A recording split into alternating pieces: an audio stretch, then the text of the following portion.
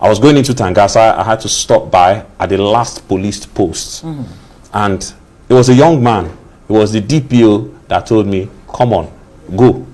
And that's because I was scared. I and my team were scared, and we were like, how could we go? Now, this is one road you don't want to travel alone without security. There are some persons who attempted it, and then they almost went there with a garrison. Wow. But then we wanted to go on that road. It was the DPO who told us, from what they've heard, in the last couple of days that these strikes took place, this place has been clear. And that's because these people have already reported that they saw these terrorists running away. And trust me, not just ourselves, on the road also, we were driving by, the driver was asking, and then there seemed to be this excitement in the community, this safety of these people are no longer here. This place is now safe. Well, we have in the studio Ferdinand Duroha, Arise chief correspondent, who just returned from Sokoto State, covering the aftermath of the Christmas Day U.S. strike there. Ferdinand Duroha, good to have you back. Thank you so much. In one piece. Yeah, one piece. Yes.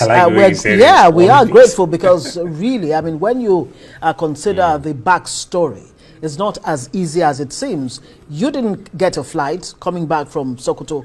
You had to. It's not easy, and that's because, well, everything. It's the season, the Christmas season. President Trump decided to give a Christmas gift.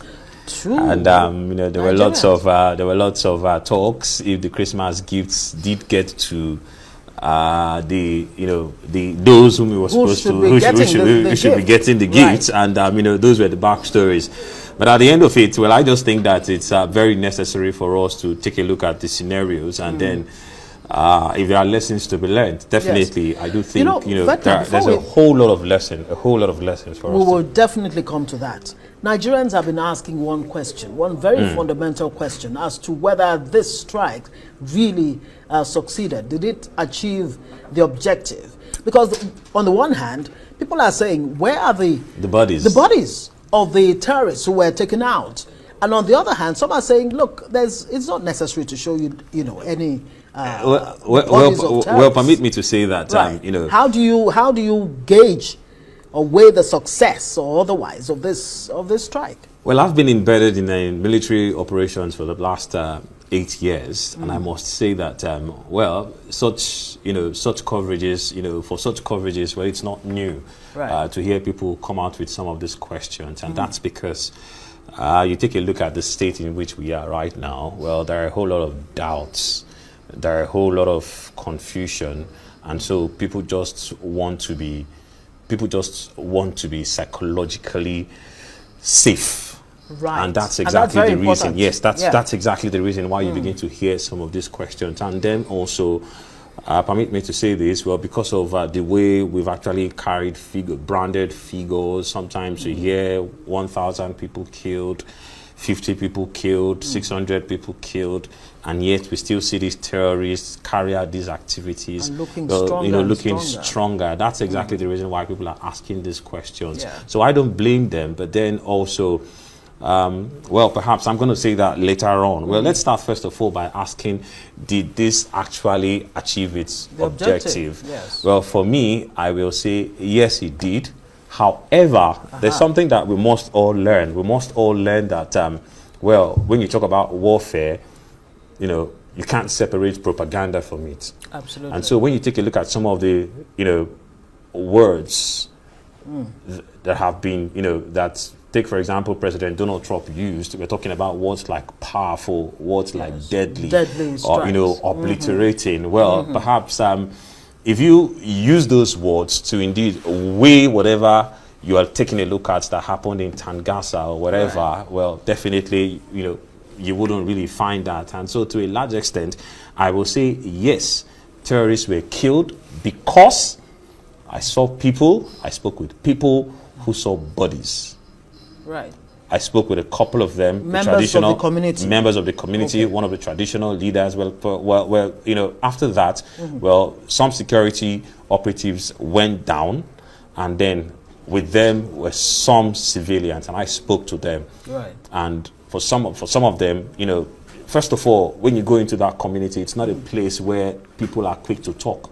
That's why when you take a look at the report, we had to blur some of these faces, and that's because, to a large extent, they will tell you that a whole lot of them living in the community have been in bed with the bandits for different reasons. For some of them out of fear, for some of them out of sympathy.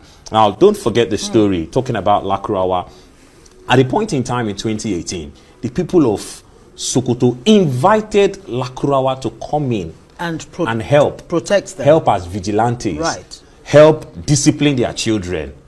And so, along the line, rather than disciplining, these guys, you know, they went on with whatever beliefs that they had, tried to instill those beliefs, which was not really concurrent with didn't align with some of the things that we know.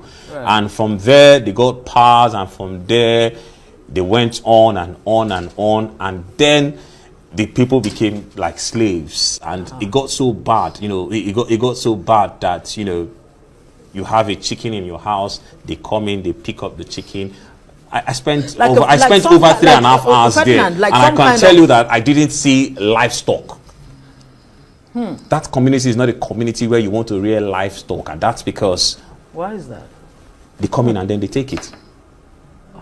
Now that's the situation. These Lakurawas. That's exactly what it is. So what the people in those communities have on their hands, some kind of Frankenstein. There's so much to it. You cultivate, they come in, you pay taxes, they come in, they take your crop, or they come in, they abduct persons, you go and sell the crop, the produce, and then you do it.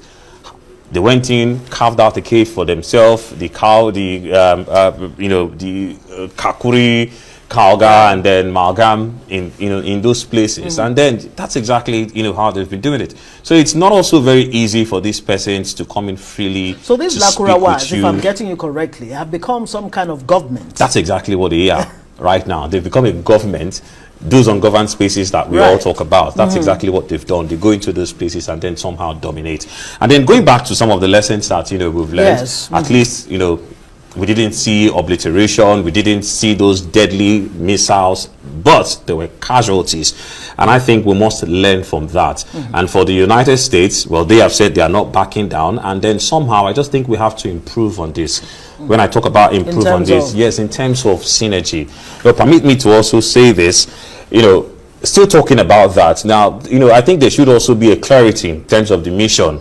And that's because when you put this side by side with the objectives of President Donald Trump, you really want to ask questions. However, terrorists are terrorists, and any terrorist taken out anywhere, anytime, any day is a positive one for Nigeria as it stands at this point. So what are the lessons we need to take away from here? Because when you hear, for example, that Tomahawks were used in these strikes, and you wonder if these are the right equipment to use in carrying out these operations. If we can't associate, what are the risks involved here? If we can't associate deadly and powerful with this, then obviously I think we also have to question the use of precision.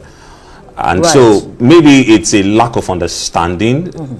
I know the military would always look at this, classify it, and then say, well, although we are in a war, but this is an asymmetrical warfare. It's not a place where you can just go in and then cap it bomb. And so I think perhaps, they also have to look at it in terms of the weapons. If your target is Tangasa, and then you have weapons dropping in Kwara, or perhaps even if it's not weapons, warheads dropping in Kwara, whatever they did call it, well, debris dropping in Kwara, debris dropping in Jabo, then you really must question the missiles that you've used. So I think perhaps that's also a lesson for them. How precise are these? They definitely have got to take a look at it. How precise, are the strikes? And then when you come back home, I was expecting, or perhaps I should say this now, give it up for our military, like what we've seen today, what we've heard today with what the efforts, what have done. However, I didn't see that eagerness to continue, for a follow-up on the part of our military. They were not so excited. Now, no disrespect, and I must clearly say this. Now, it's not because they don't like what has happened, but then you also want to look at some of the backstories and then some of the reactions. And it was like, as if, you know, we didn't really appreciate what they were doing. Now we have we have our boys everywhere, scattered across the country, driving from Sokoto down to this place. You know, they are scattered across the road, and so they are doing a whole lot from sunset until sundown, and so it's good to appreciate them. And so perhaps I saw perhaps a military that really didn't feel appreciated, and with Nigerians coming in to celebrate this, I felt, well, we have to be very careful so that we do not demoralize them. You know, they are doing a whole lot as well. However, in terms of the clearance operations, I didn't see so much zeal to go in there. Now, for me, it's not about if the weapons did destroy anywhere or if terrorists were killed, but I'll tell you a small story. I was going into Tangasa. I had to stop by at the last police post, and it was a young man. It was the DPO that told me, come on, go. And that's because I was scared. I and my team, we were scared, and we were like, how could we go? Now this is, you know, this is one road you don't want to travel alone without security. There are some persons who attempted it, and then they almost went there with a garrison. Wow. But then we wanted to go on that road. It was the DPO who told us, from what they've heard, in the last couple of days that these strikes took place, this place has been clear. And that's because these people have already reported that they saw these terrorists running away. And trust me, not just ourselves, on the road also, we were driving by, the driver was asking, and then there seemed to be this optimism. There seemed to be this excitement in the community, this safety of these people are no longer here. This place is now safe. But unfortunately, I think we need to cash in on that. I think we need to cash in on it. But then again, we heard barely 24 hours after this strike happened. You know, there were reports from Benue, traditional, you know, leaders in Benue State saying they've noticed some, you know, unusual movements of strange, it's possible. People. Of course, there was a strike in Kebbi State where it's possible. It's possible. It's possible. Yeah. From what we were told, Tangasa was used for assembling and of course staging, and it was everything. It was everything, and so yes, it was everything, and so that place needed to be attacked. It needed to be hit. Now that hit happened. We are very sure there are casualties. Perhaps they all weren't obliterated, like what some persons are saying, and then the communities did say that they did see a whole lot of them running away on their bikes the same way they attacked 3-4 of them. You know, there are calls now that this strike should be expanded to the north central, to the northeast. Yeah. As a reporter on ground, is that something that we should be buying into? Very quickly, are there risks involved? I think what are the implications? I think we don't need the Americans to do that, and the Air Force didn't need the Americans to do that before they did it today. We must continue. We must indeed use intelligence, critical intelligence, to take a look at places like Tangasa, places where these persons, you know, have cells, places where they've come. There are places where they've come together, and then where people know that yes, these are terrorist enclaves. We should attack those places, and then also we should try very, very hard to ensure that when we attack, the attack is precise, and then also morale is also needed. It has to be high enough to encourage soldiers on the front line. Ferdinand Droha, you've also been on the front line. Thank you very much for what you do, and thank you for coming back safe and sound to us. Ferdinand Droha, Rise Chief of Correspondence, just back from Sokoto State.